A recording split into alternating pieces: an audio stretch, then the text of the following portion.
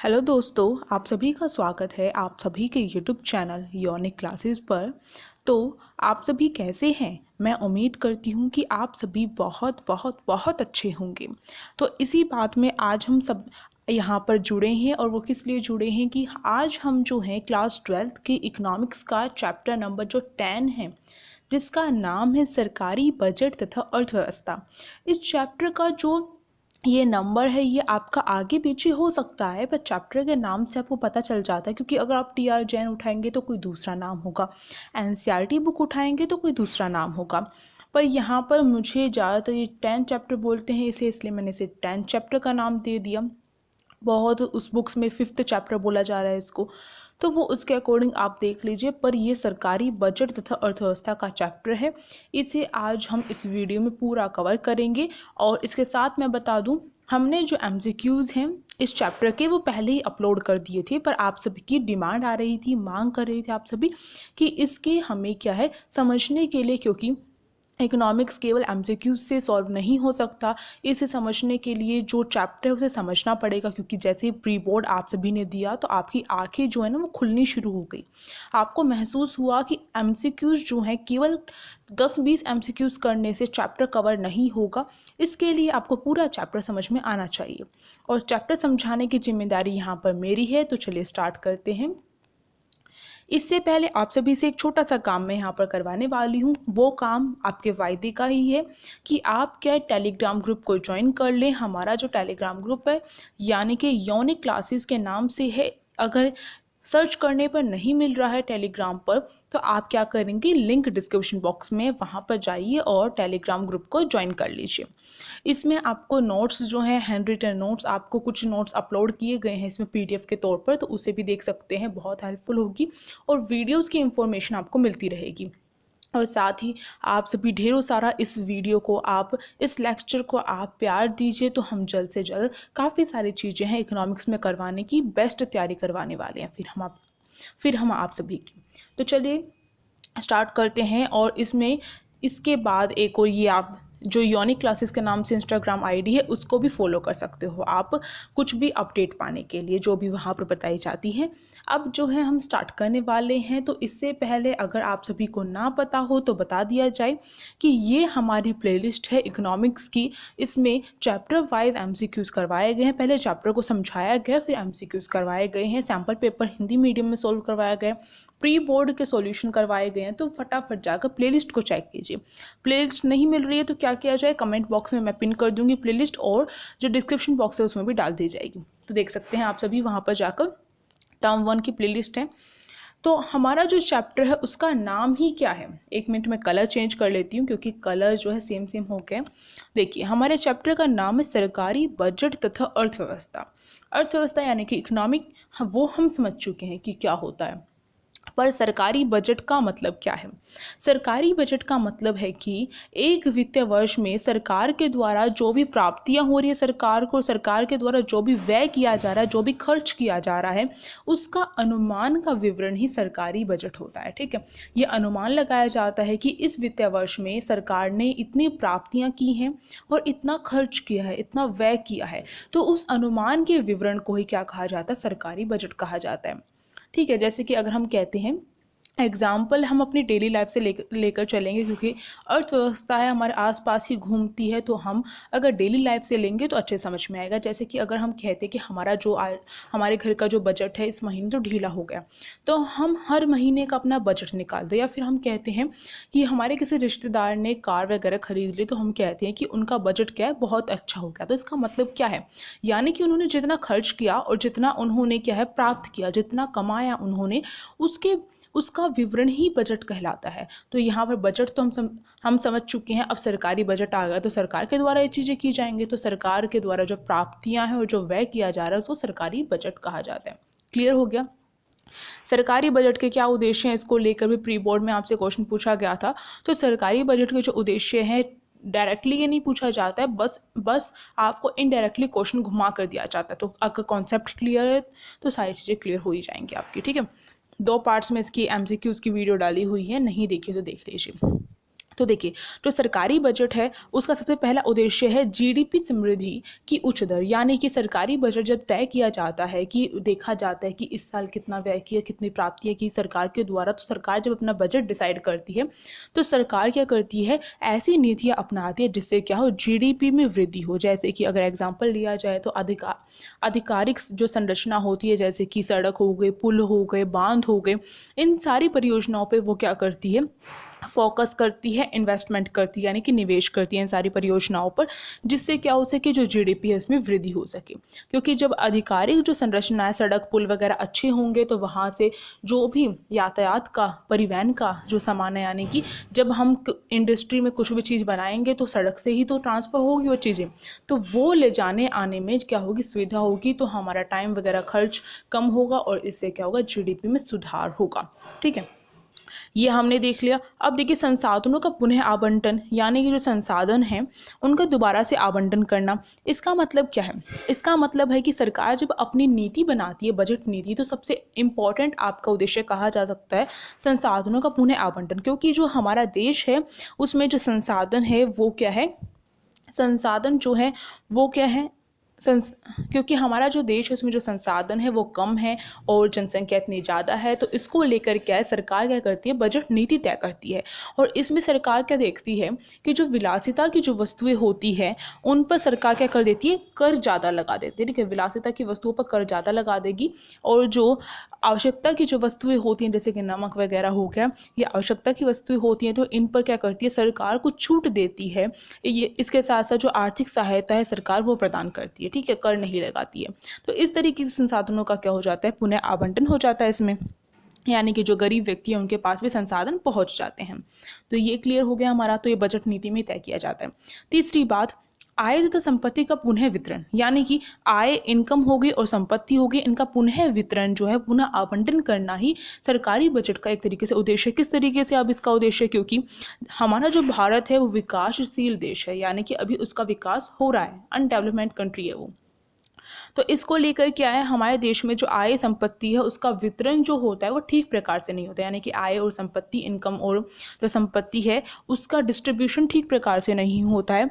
तो इसी चीज़ को ठीक करने के लिए सरकार अपनी बजट नीति में तय करती है कि जो समाज में जो गरीब वर्ग है, जो निर्धन वर्ग है, उन्हें क्या है, उनके पास भी आय, जो क्योंकि उनके पास आय तो कम होगी, जो गरीब होंगे उनके पास तो जो इनकम है कम है, तो फिर वो कैसे गुजारा करे। तो सरकार क्या करती है, उनके लिए क्या करती है कि कुछ छूट कर देती है, यानी कि जो कर है उनके ऊपर नहीं लगाया जाता है। ठीक है, कर से छूट मिल जाती है, और जो गरीबी रेखा से नीचे वाले जितने भी जो लोग आते हैं उनके लिए मुफ्त शिक्षा और जो स्वास्थ्य की सुविधाएं हैं वो प्रदान करती है। इसके साथ कुछ और नीतियां निकालती रहती है, जिससे क्या होता है, आय और संपत्ति का पुनः वितरण हो जाता है। तो ये हो गया यहाँ पर, ये सरकारी बजट के अंतर्गत तय किया जाता है। अब देखिए, रोज़गार के अवसर, तो रोज़गार के अवसर में क्या होता है कि सरकार देखती है कि किस तरीके से, बजट नीति में तय करती है कि इस साल मुझे क्या करने हैं, इतने रोज़गार के अवसर उपलब्ध करवाने हैं, यानी कि कुछ कार्यक्रम शुरू किए जाते हैं जिसके तहत सरकार क्या करती है, जो रोज़गार है, हर किसी को रोज़गार दिलवाने का वादा करती है यहाँ पर। तो इसके लिए निवेश किया जाता है सरकार की तरफ से, यानी कि सरकार यहाँ पर व्यय कर रही है इन सभी पर, अपने बजट में से व्यय करेगी इन सभी पर, जिससे क्या होगा, इन सभी में सुधार होगा। यानी कि रोजगार के अवसर कब उपलब्ध होंगे, जब सरकार क्या करेगी, इसमें अपना व्यय करेगी, जो नीतियाँ बनाई जा रही, जो कार्यक्रम बनाए जा रहे हैं उसमें अपना खर्च करेगी, निवेश करेगी। तो इससे क्या होगा, सरकार का जो बजट है उसमें से व्यय हुआ है ना, जैसे कि अगर आप एक महीने की अगर आपको इनकम मिलती है और आपको घर चलाना है, तो आप क्या करते हैं, एक बजट, एक प्लानिंग करते हैं कि मुझे इस तरीके से अपने पैसे को खर्च करना है। ठीक है, तो इसी तरीके से सरकार भी करती है। अब देखिए, आर्थिक स्थिरता, आर्थिक स्थिरता का मतलब होता है कि जो स्फीतिक जो होता है और अस्फीतिक, यानी कि जो महंगाई का टाइम होता है, महंगाई हो जाती है अर्थव्यवस्था में, और एक बारी क्या होता है, मनी का फ्लो बहुत ही ज़्यादा कम हो जाता है। तो उस टाइम पर जो सरकार है उन दोनों के बीच में संतुलन कैसे स्थापित करे, तो उसको लेकर जो है सरकार अपनी बजट की नीति में भी इस बात का ध्यान रखती है, या फिर बजट की जो नीति होती है उसे क्या कहा जाता है, राजकोषीय नीति भी कहा जाता है, आपको ध्यान रखना है। तो इसमें सरकार क्या करती है, जब सफीदी अंतराल होता है ज़्यादा तो उस टाइम पर वो क्या करती है, अपना व्यय कम कर देती है और राजस्व जो है वो बढ़ा देती है। ठीक है, और इसका अपोजिट किस में किया जाएगा, असफीदी में किया जाएगा। तो क्लियर हो गई ये बात है हमारी। तो बजट के ये उद्देश्य थे हमारे। चलिए नेक्स्ट पे चलते हैं। अब हमारे बजट के घटक, ये बहुत बहुत इंपॉर्टेंट है, मोस्ट इंपॉर्टेंट कहे जा सकते हैं। इनमें से आपको क्वेश्चन ना मिले ऐसा हो नहीं सकता। तो देखिए, जो बजट प्राप्तियां जो हो गई, बजट के जो घटक है उसमें सबसे पहला है बजट प्राप्तियां। दूसरा जो होगा इसमें आपका, वो होगा आपका बजट व्यय। ठीक है, तो जो बजट प्राप्तियां हैं वो क्या होता है, सबसे पहले ये समझते हैं। तो बजट के घटक है वो दो प्रकार के होते हैं, बजट प्राप्तियां और बजट व्यय। बजट प्राप्तियों में क्या होता है, अभी जैसे कि मैंने कहा आपको, बजट प्राप्त सरकार की जो प्राप्तियां होती है और व्यय होता है, तो वो क्या होता है वही चीज़ें अभी हम समझेंगे। तो बजट प्राप्तियां क्या हैं, इसका मतलब होता है कि एक वित्तीय वर्ष में, आपको ध्यान रखना बजट चैप्टर है तो एक वित्तीय वर्ष तो पक्का आएगा। एक वित्तीय वर्ष में सरकार के सभी जो स्रोत हैं उनसे होने वाली अनुमानित जो मौद्रिक आय होती है, यानी कि जो भी सरकार के पास जो भी स्रोत हैं, जो भी सोर्स हैं, जैसे कि अगर वो कर लगाकर क्या करती है, उसके पास से जो भी कर लगाकर जो भी आय होती है, यानी कि मौद्रिक इनकम मिलती है, उसे राजस्व प्राप्त होता है, वो बजट प्राप्तियों में आ जाएगा। तो यही बात यहाँ पर बताई गई है। अब जो ये बजट प्राप्तियाँ हैं वो क्या होती है, वो दो प्रकार की होती है। कौन कौन सी, राजस्व प्राप्तियाँ और पूंजीगत प्राप्तियाँ। याद रखना है आपको, राजस्व और पूंजीगत प्राप्तियाँ।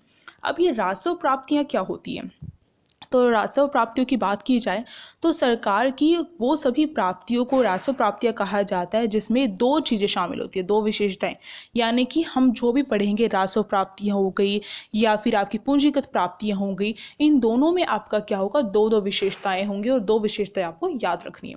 तो राजस्व प्राप्तियों की दो विशेषता, पहली विशेषता है कि ये क्या है, इन प्राप्तियों से सरकार की कोई भी देयता उत्पन्न नहीं होती है। यानी कि सरकार को किसी प्रकार का कोई भी दोबारा से उसको लेकर कुछ भी, जैसे कि अगर मान लीजिए सरकार लोन ले रही है तो उससे तो देयता उत्पन्न होगी ना, यानी कि सरकार को वो लोन चुकाना पड़ेगा। पर यहाँ पर जो राजस्व प्राप्तियाँ हैं उसमें देयता उत्पन्न नहीं होती। इसका मतलब एग्जाम्पल लेकर चलते हैं कि जो कि जो कर है, कर एक जो है राजस्व प्राप्ति है, क्योंकि इससे सरकार की कोई देयता तो उत्पन्न नहीं हो रही है, सरकार को इससे बल्कि क्या मिल रहा है, राजस्व मिल रहा है। तो यहाँ पर प्राप्ति हो रही है, यानी कि सरकार खर्च नहीं कर रही है, खर्च नहीं करेगी तो इससे देयता उत्पन्न नहीं होगी। इस तरीके से याद कर सकते हो आप। ठीक है, तो ये एग्जाम्पल हो गया। दूसरी बात आपको ध्यान रखनी है, इससे क्या है, सरकार की परिसंपत्तियों में किसी प्रकार की कोई भी कमी नहीं आती है। ठीक है, ये बात ध्यान रखनी है। अगर एग्जाम्पल ले तो फीस, जुर्माना, ये इसका एग्जाम्पल हो जाएगा। ठीक है, तो इससे सरकार की जो परिसंपत्ति है उसमें कोई कमी नहीं आएगी, बल्कि सरकार को राजस्व प्राप्त होगा। तभी तो राजस्व प्राप्तियां इसका नाम है। अब ये जो राजस्व प्राप्तियां हैं, अगर देखा जाए तो कौन कौन सी चीज़ें राजस्व प्राप्तियां में आएंगी, जैसे कि आपको क्वेश्चन में दे दिया जाता है आयकर किस प्रकार का है, तो उसमें आपको ऑप्शन में दिया जाएगा राजस्व प्राप्ति। तो ये आपको याद रखने हैं कि कर राजस्व में आपका आय कर, निगम कर, उपहार कर, आयात कर, उत्पादन कर और बिक्री कर, ये सारे के सारे आपकी राजस्व प्राप्तियाँ हैं। और गैर कर प्राप्तियों में जिस मतलब कि कर नहीं लगाती सरकार, फिर भी इनडायरेक्टली सरकार को मिल जाता है, जैसे कि फीस, दान, जुर्माना, शुल्क, सरकारी उद्यमों से प्राप्त आय होगी, वो सारी की सारी आपकी राजस्व प्राप्तियों में आ जाएगी। तो ये आपको याद होना चाहिए। अब आगे बात करते हैं, तो आगे हमारी आगे पूंजीगत प्राप्तियां, जैसे कि हमने कहा था जो बजट घाटे का पहला पार्ट है बजट प्राप्तियां, उसमें राजस्व प्राप्तियां और पूंजीगत प्राप्तियां हैं। तो पूंजीगत प्राप्तियां क्या होती हैं, उसकी भी दो विशेषताएं हैं। कौन कौन सी दो विशेषता, पहली विशेषता है कि इन प्राप्तियों से सरकार की जो देयता है वो उत्पन्न होती है, यानी कि राजस्व प्राप्ति के बिल्कुल अपोजिट कहा जा सकता है इसको। इससे क्या होता है, सरकार की देयता उत्पन्न होती है। ठीक है, और एग्जाम्पल दिया जाए किस प्रकार से देयता उत्पन्न होती है, अगर सरकार क्या कर रही है, किसी प्रकार का ऋण क्या है वो ले रही है, तो सरकार ने ऋण लिया, लोन लिया, तो इससे क्या है, देयता जो है वो उत्पन्न हुई, यानी कि सरकार को उसे चुकाना पड़ेगा।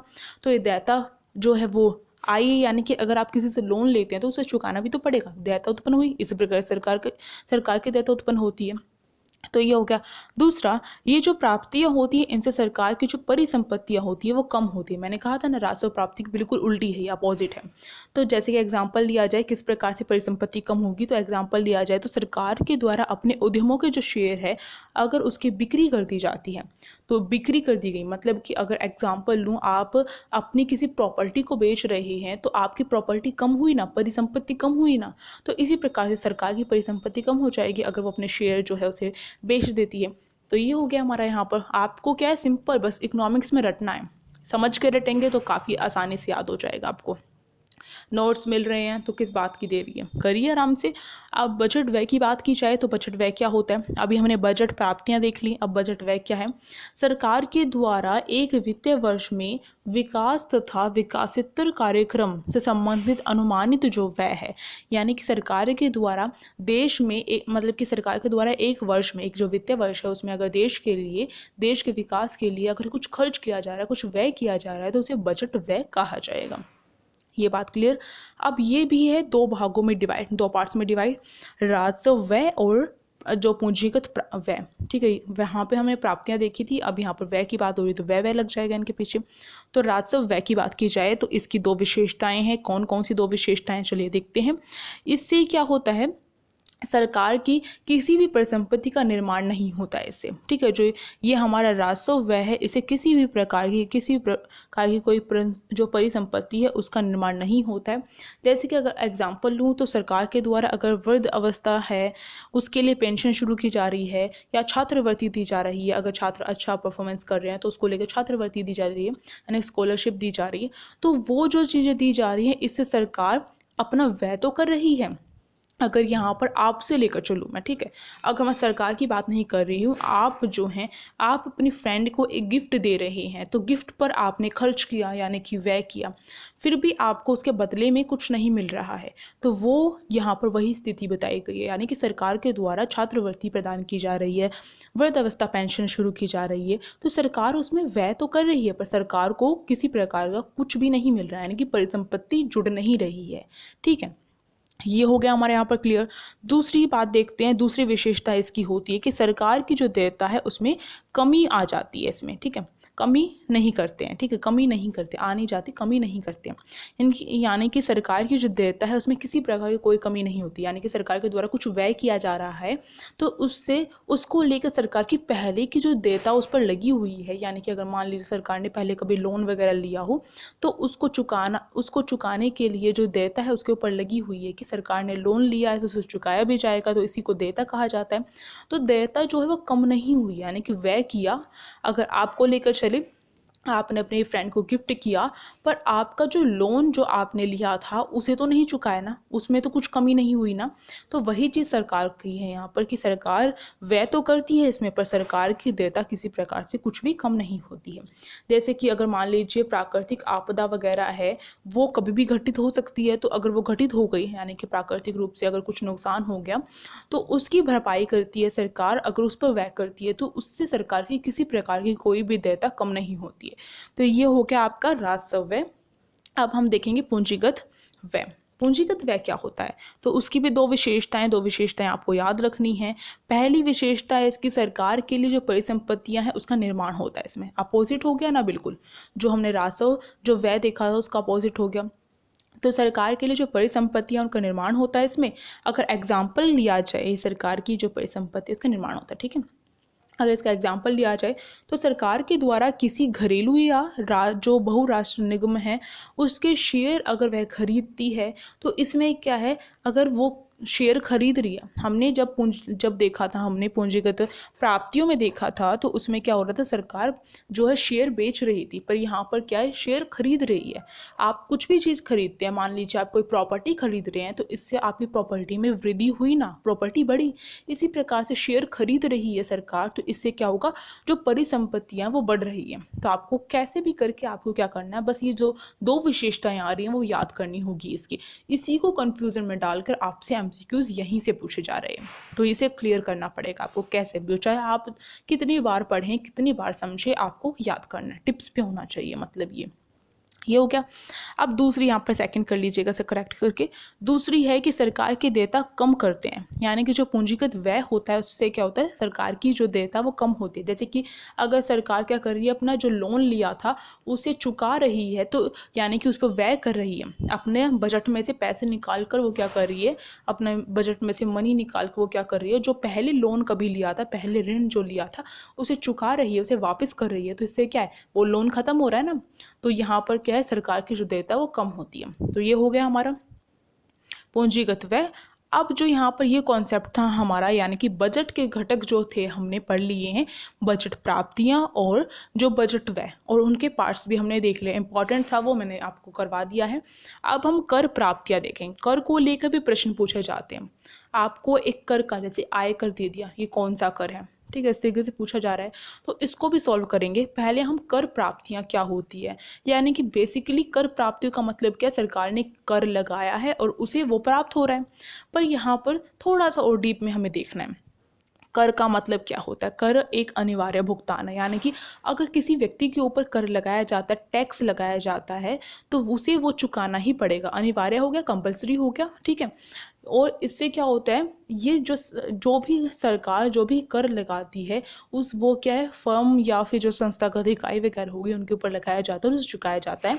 और इसके बदले में जो सरकार है किसी प्रकार की कोई भी सेवा या फिर लाभ नहीं देगी। यानी कि अगर आप सरकार को जाकर कहो कि मैंने तो टैक्स का भुगतान किया है, अब मुझे कुछ तो चाहिए, पर सरकार क्या कहेगी, सरकार हाथ हिला देगी, हम तो कुछ नहीं देंगे भाई, ठीक है। यही होता है कर, यानी कि आपको टैक्स तो चुकाना पड़ेगा अपना, पर वहाँ उसके बदले में आप कुछ भी आशा नहीं रखोगी, सरकार आपको कुछ देगी।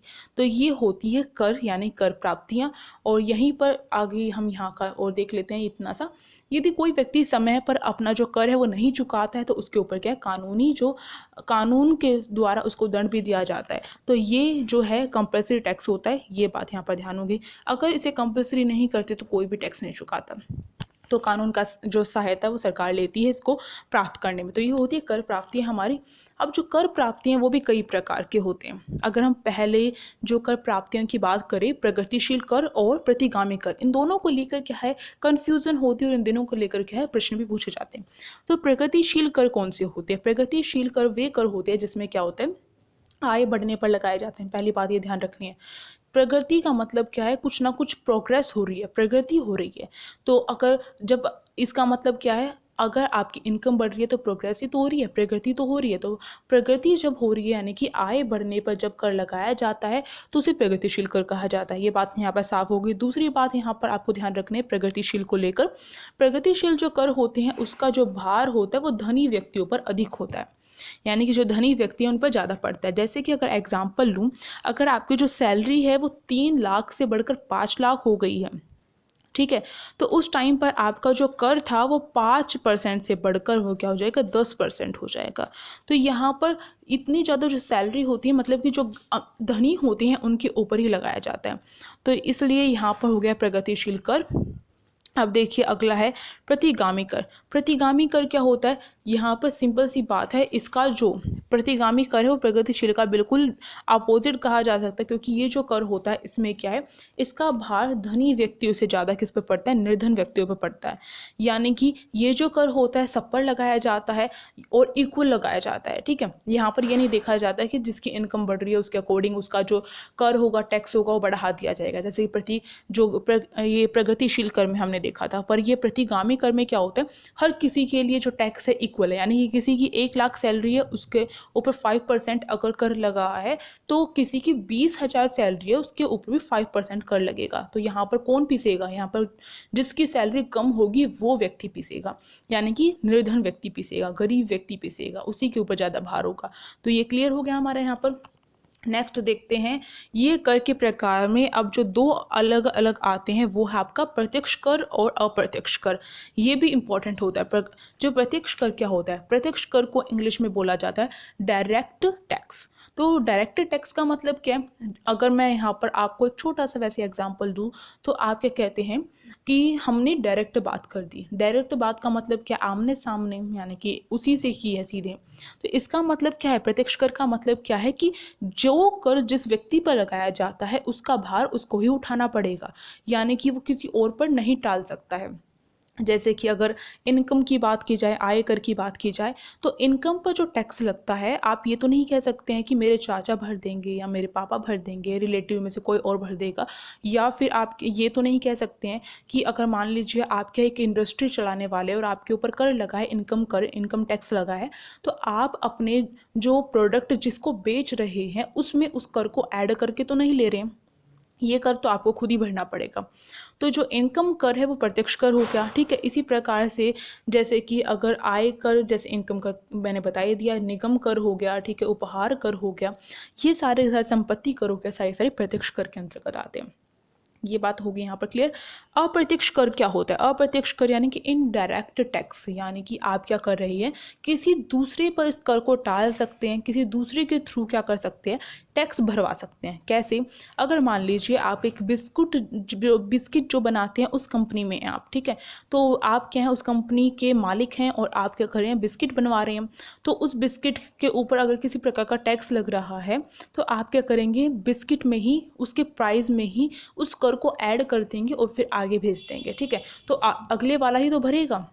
इसी प्रकार से अगर मैं दूसरा एग्जांपल लूँ तो आप क्या करते हैं, आप कभी भी शॉपिंग करने के लिए जाते हैं तो आप किसी भी दुकान वगैरह पे जाते हैं, शॉप पर जाते हैं, तो वहाँ पर अगर आप किसी भी चीज़ को देखते हैं, कुछ भी चीज़ पसंद आ गई आपको, तो आप कहते हैं कि ये जो है इसके ऊपर इतनी महंगी इसलिए क्योंकि इसके पास दुकान है, और दुकान का इसको क्या करना पड़ता है, बिल भरना पड़ता है, और इसके लिए वो क्या कर रहा है, उस बिल को हमारे थ्रू ले रहा है। तो ये बात तो आप कहते होंगे, ज़्यादातर सभी कहते हैं।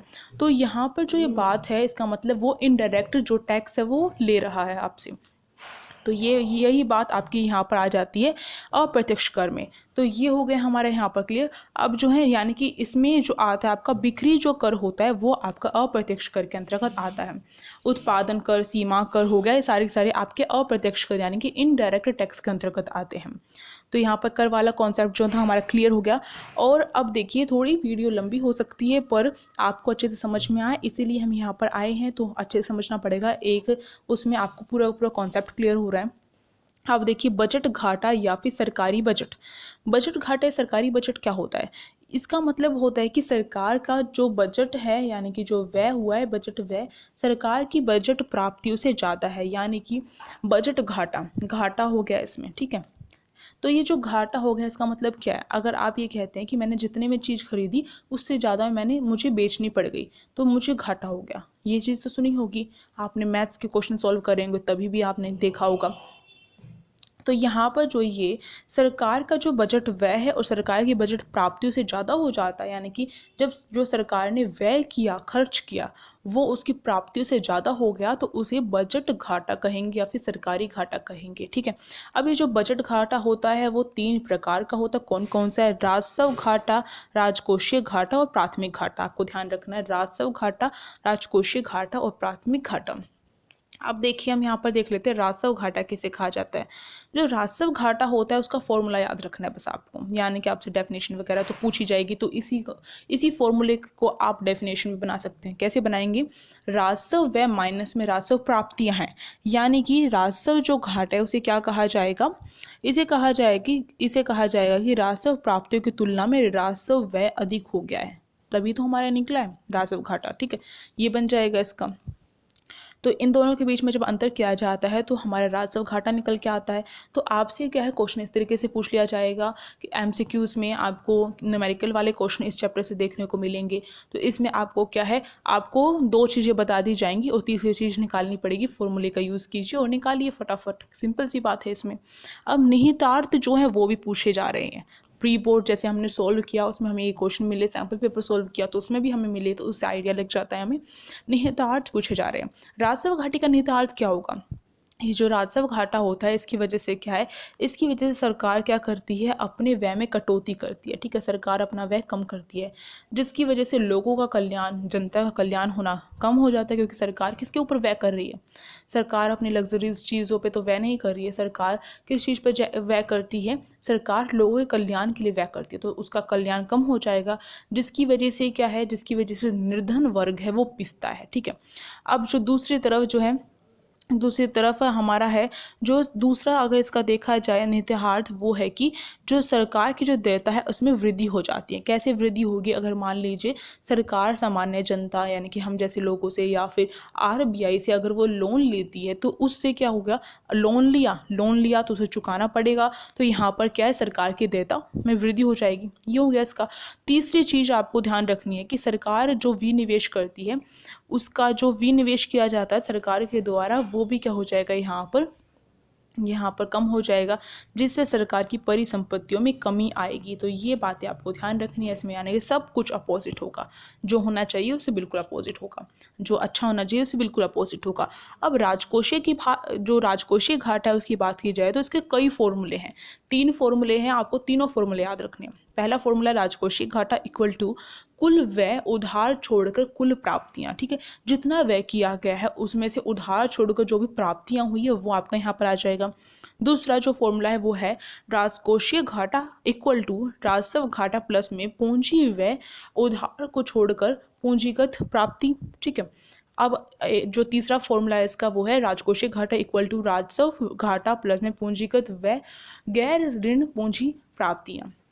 तो ये तीनों फॉर्मूले याद होने चाहिए, इसमें से आपका क्वेश्चन पूछा जा सकता है, क्योंकि 3 फॉर्मूले हैं, जो चीज़ हार्ड होती है उसी में से पूछा जाता है ज़्यादातर।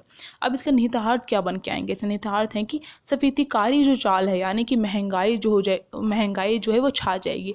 अगर आरबीआई सरकार क्या कर रही है, लोन ले रही है, तो उसकी वजह से जो होगा, सरकार की अर्थव्यवस्था, जो इकोनॉमी है, अर्थव्यवस्था, उसे प्रभाव तो पड़ना है ही, यानी कि इसकी वजह से क्या है, जो सरकार ने लोन लिया आरबीआई से, तो महंगाई तो होनी ही है, तो अर्थव्यवस्था महंगाई हो जाएगी। दूसरी बात, भावी पीढ़ी के लिए बढ़ते जो ऋण हैं, यानी कि अगर सरकार ने अभी इस टाइम पर वर्तमान में अगर लोन ले लिया है जनता से या फिर किसी का जो वर्ल्ड बैंक है उससे लोन ले लिया, आरबीआई से लोन ले लिया है, तो आने वाली जो पीढ़ी होगी, हम तो जा चुके होंगे, मर चुके होंगे, ठीक है, तो आने वाली जो पीढ़ी होगी उसके ऊपर वो कहेंगी घाटा तो उस टाइम पर हुआ था और झेलना हमें अभी इस टाइम तक पड़ रहा है। यानी कि हमारे पूर्व, अगर एग्जाम्पल ले तो पूर्वजों के टाइम पर अगर सरकार को घाटा हो गया, सरकार ने लोन लिया हो, तो उसका भुगतान करने के लिए सरकार हर टाइम टैक्स वगैरह लगाएगी, राजस्व बढ़ा देगी, तो वो चीज़ें किसे झेलनी पड़ेगी, आने वाली जो पीढ़ी होगी उसको ही झेलनी पड़ेगी, यानी कि हमको ही झेलनी पड़ेगी, क्योंकि हमारे पूर्वजों के टाइम पर घाटा हुआ था। तो जो भावी पीढ़ी है उसके लिए जो है, जो ऋण है उस जो बढ़ता ही चला जाएगा, उनके लिए असर पड़ेगा। और फिर अगला है जो क्राउडिंग आउट। ठीक है, क्राउडिंग आउट जो है, इसको लेकर भी प्रश्न आया था। जो क्राउडिंग आउट वो क्या होता है, इसमें क्या होता है, जो सरकार है उसका जो उच्च राजकोषीय घाटा होता है वो बढ़ जाता है, जिसकी वजह से सरकार क्या करती है, अपना जो इन्वेस्टमेंट जिस भी चीज़ में वो निवेश करती है उसको कम कर देती है। तो यहाँ पर जो क्राउडिंग आउट है उसकी समस्या उत्पन्न हो जाती है। इससे जब अगर आप इकोनॉमिक्स आगे लेंगे तो आपको अच्छे से बातें क्लियर होंगी इसको लेकर। अब देखिए, सरकारी विश्वसनीयता में कमी, यानी कि जब सरकार क्या है, घाटा हो जाता है, सरकारी घाटा हो जाता है, तो हम सरकार पर विश्वास करना छोड़ देते हैं। हम मानते हैं कि ये जो पार्टी जीत कर आई, जिसकी सरकार बनी, उसने सही से अर्थव्यवस्था नहीं संभाली, और अगली बार हम उसे वोट नहीं देते हैं, तो सरकारी विश्वसनीयता जो होती है वो कहीं ना कहीं कम हो जाती है। अब देखिए, अगला जो इसका पार्ट था हमारा बजट घाटा का, वो है प्राथमिक घाटा। प्राथमिक घाटा निकालने का फॉर्मूला होता है प्राथमिक घाटा इक्वल टू राजकोषीय घाटा माइनस में ब्याज भुगतान। तो ये राजकोषीय जो घाटा है और माइनस में ब्याज भुगतान, इनके बीच के अंतर को ही प्राथमिक घाटा कहा जाता है। आपको ध्यान रखना है, बस यही बात ध्यान रखनी है इसको लेकर आपको। जो प्राथमिक घाटा होता है उसका निहितार्थ अगर देखा जाए तो सेम जो हमने उसके देखे थे स्टार्टिंग वाले के, यानी कि जो हमने देखे थे, सॉरी, अभी अभी हमने जो ये ऊपर देखे हैं वो सारे के सारे जो निहितार्थ है वो सेम के सेम प्राथमिक घाटे के भी हैं, तो आपको ध्यान रखना है। तो ये हो गया यहाँ पर हमारा चैप्टर पूरा का पूरा फिनिश, जो सरकारी बजट और अर्थव्यवस्था का चैप्टर था। आई होप आप सभी को अच्छा लगा हो, समझ में आया हो लेक्चर। और अगर कहीं पर कोई भी कन्फ्यूज़न है तो कमेंट बॉक्स में पूछ सकते हो। साथ ही साथ वीडियो को लाइक करना है, ठीक है, लाइक करना है, शेयर करना है, शेयर कीजिए अपने दोस्तों के पास। अब भाई मैं इतनी मेहनत कर रही हूँ, आप सभी के लिए टाइम निकाल रही हूँ, आप सभी की रिक्वेस्ट पे बनाई जा रही है वीडियो, तो आप सभी को शेयर करना तो बनता है ना। तो शेयर करना है आप सभी को ज़्यादा से ज़्यादा। अगर बच्चे जुड़ेंगे तो इकोनॉमिक्स की वीडियोज़ डेली आया करेंगी, यानी कि गैप नहीं हुआ करेगा। तो शेयर कीजिए, व्यूज़ अच्छे आएंगे, व्यूज़ के अकॉर्डिंग ही वीडियोस जो है वो बनाई जाएंगी, लेक्चर्स दिए जाएंगे। तो अगर अच्छी लगी class, like share and subscribe. तो इसके साथ अब जो है हम नेक्स्ट जो क्लास होगी उसमें मिलेंगे अपनी। और कौन से चैप्टर को आपको समझना है वो मुझे बता देना कमेंट बॉक्स में, अगर किसी में कन्फ्यूज़न हो रही है तो। इंडियन इकोनॉमी के चैप्टर नहीं देखे हैं तो उसको भी मैंने हैंड रिटन नोट से आपको पढ़ाया, उसको भी देख सकते हो। अब जो है मैं आप सभी से अलविदा लेना चाहती हूँ। Thank you so much.